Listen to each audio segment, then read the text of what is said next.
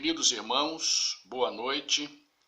É sempre uma alegria podermos tirar um momento para nós praticarmos as nossas orações e também para nós estudarmos a palavra de Deus. Estamos distantes temporariamente, mas isso não quer dizer que nós não tenhamos condições de manter a nossa comunhão. E nós o estamos fazendo a partir desses vídeos, a partir daquilo que a igreja tem disponibilizado para nós, e é muito importante mantermos esse contato, mantermos a nossa comunhão, tanto em oração quanto no estudo, porque isso expressa também a nossa gratidão diante do Deus.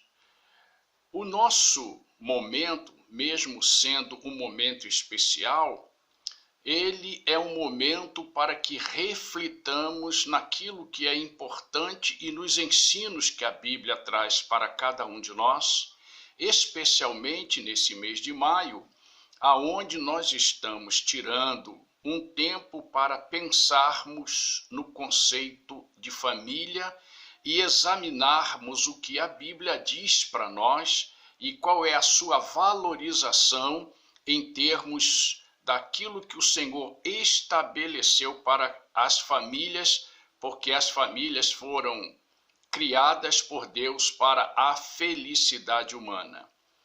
Entendemos que, na verdade, e é inegável, que a família vem sofrendo ataques cruéis, que visam desacreditá-la.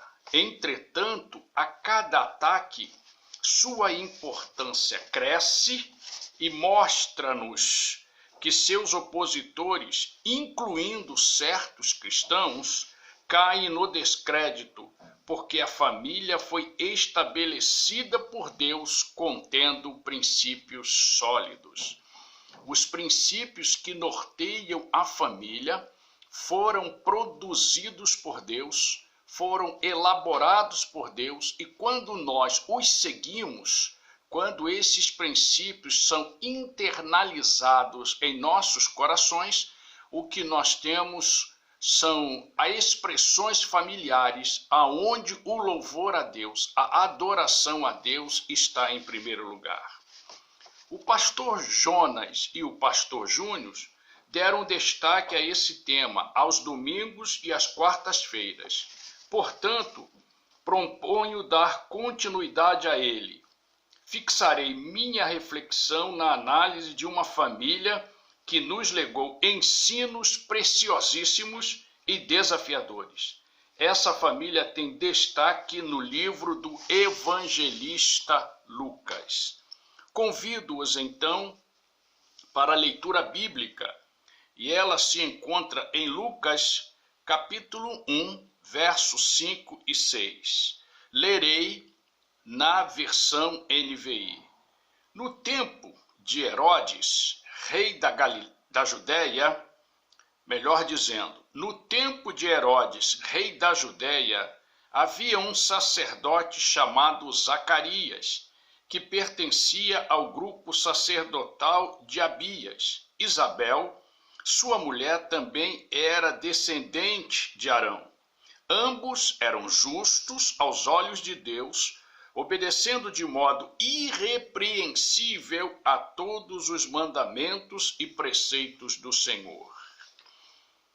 É interessante a maneira como o Evangelho de Lucas, e como Lucas, ao produzi-lo, começou a sua narrativa, e ele a mandou a Teófilo, valorizando o conceito familiar, valorizando a família. Os evangelhos de Mateus e Marcos, que também são conhecidos como evangelhos sinóticos, eles começaram de uma outra maneira já com João Batista adulto. Entretanto, dentro do evangelho de Lucas, ele faz uma exposição da família de João Batista, dando destaque aos seus pais, Zacarias e Isabel. É importante nós trabalharmos agora a intenção de Lucas nisso. Por quê? Eu acredito que Lucas tinha um propósito ao iniciar a sua narrativa falando sobre a família, porque, na verdade, o cristianismo é um cristianismo que tem como nascedouro a família e tem toda a sua elaboração, todos os seus preceitos, todo o seu ensino em cima da família. Então, ele abre o evangelho dessa maneira e é importante que nós, então, sigamos o que ele falou e como ele apresentou Zacarias e Isabel, dando-lhes um destaque para que esse destaque seja compreensível e também seja seguido. Antes, então, é necessário nós passarmos por um pano de fundo, ou melhor, analisarmos o pano de fundo que Lucas apresenta em relação a Zacarias e Isabel. E nós podemos ver alguns detalhes sobre aquilo que Zacarias e Isabel viviam enquanto família. Primeiro, Lucas diz que eles eram idosos, né? E capítulo 1, verso 18 mostra isso, que eles já eram avançados em anos, em dias. Segundo, que eles eram sacerdotes, e sacerdotes de uma linhagem muito importante em Israel. Ele, Zacarias, era da linhagem de Abias, e Abias foi o chefe da 8ª turma das 24 que os sacerdotes foram divididos, e está presente em 1 Crônicas, capítulo 24, verso 10. Isabel era da descendência de Arão, que foi o primeiro sumo sacerdote. Irmãos, olha só que coisa extraordinária. Ele está colocando para nós que a família que produziu o precursor de Jesus Cristo era uma família de sacerdotes, era uma família que tinha uma ação muito marcante, e toda a experiência que Zacarias viveu dentro do santuário, quando Gabriel apareceu a ele, foi exatamente para dizer que a família ela não pode perder o seu sentido sacerdotal. Também diz que Isabel era estéril, Isabel não podia ter filhos. E também faz uma outra referência: amavam os mandamentos de Deus e os seus preceitos. Que são mandamentos? Instruções dadas por uma autoridade plena de poder. E ele está dizendo então que Deus é essa autoridade. E preceitos, aquilo que devemos praticar. E aí é que entra a beleza desse casal, dessa família, que eles viviam exatamente aquilo que era os mandamentos e os preceitos. Lucas ajusta algumas coisas como as virtudes espirituais que esse casal apresenta para nós. E eu quero pensar rapidamente sobre essas virtudes. Primeiro, ele diz que eles eram justos. A palavra justo, usada por Lucas, tem um sentido elevadíssimo.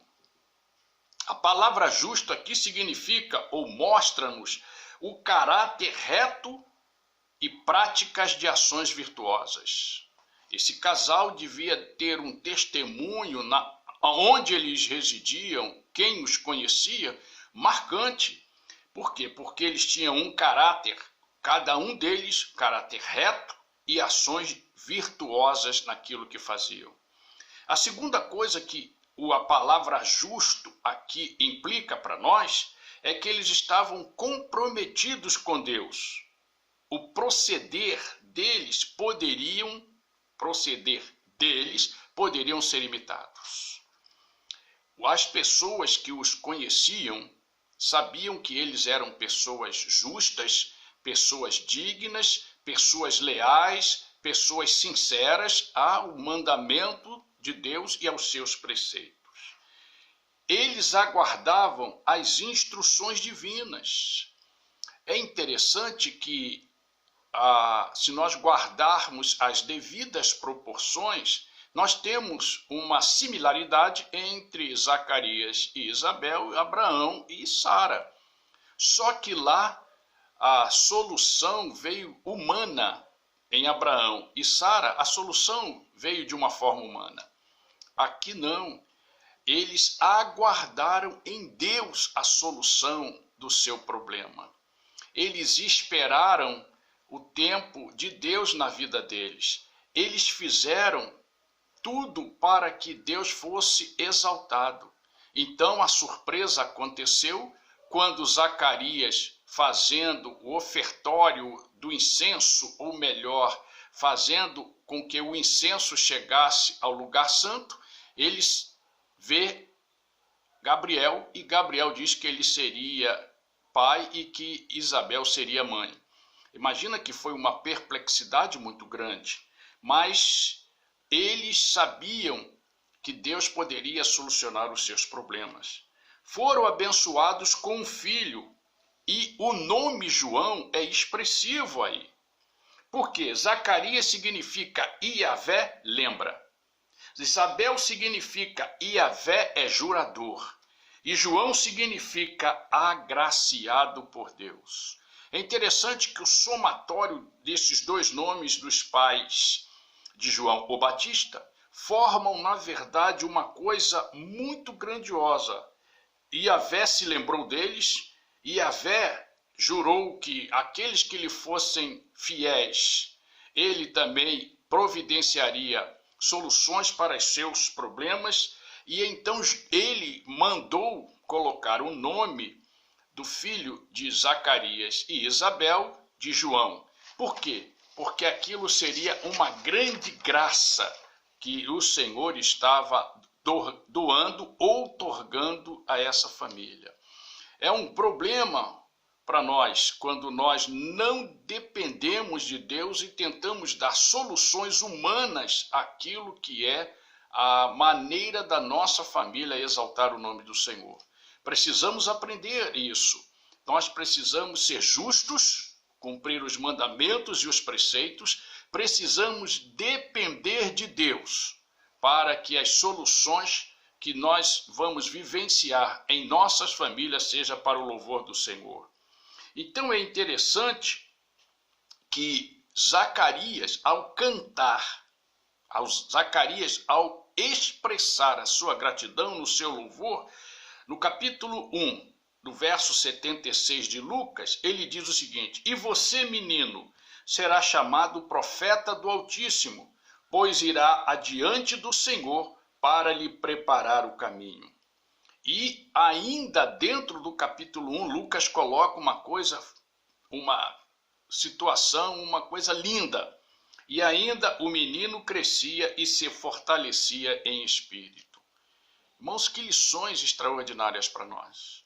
Se nós fizermos da nossa família um altar, se fizermos da nossa família um culto de louvor ao Senhor, se nós fizermos da nossa família cumpridora dos mandamentos e dos preceitos de Deus, se nós não, nas nossas dificuldades, não solucionarmos os nossos problemas de acordo com aquilo que nós pensamos e de acordo com aquilo que nós imaginamos, mas dependermos de Deus pela nossa fé, eu creio que nós poderemos então também, à semelhança de Zacarias e Isabel, colocar os nossos filhos à disposição de Deus para que eles façam, para que eles expressem, para que eles vivam conforme a grandeza do Senhor. Nesse mês da família e por todos os dias que as nossas famílias viverem, nós precisamos marcar o mundo através das virtudes espirituais que nós aprendemos na Bíblia e que há de salgar essa sociedade, mostrando que, na verdade, somos a luz que o Senhor usa para mostrar os seus ensinos, a sua salvação e, acima de tudo, criar em nós uma esperança para esse mundo atribulado, esse mundo em desalinho, esse mundo que não sabe como seguir o Senhor. Queridos irmãos, o que nós aprendemos rapidamente aqui é que se nós criarmos famílias benditas, nós transformaremos o mundo e marcaremos esse mundo para o louvor ao nome do Senhor. Que Deus nos abençoe. Tenham todos uma quarta-feira abençoada, tenham todos famílias abençoadas e que nós possamos ser gratos a Deus a cada instante, porque Ele cuida de nós. Ele cuida das nossas famílias.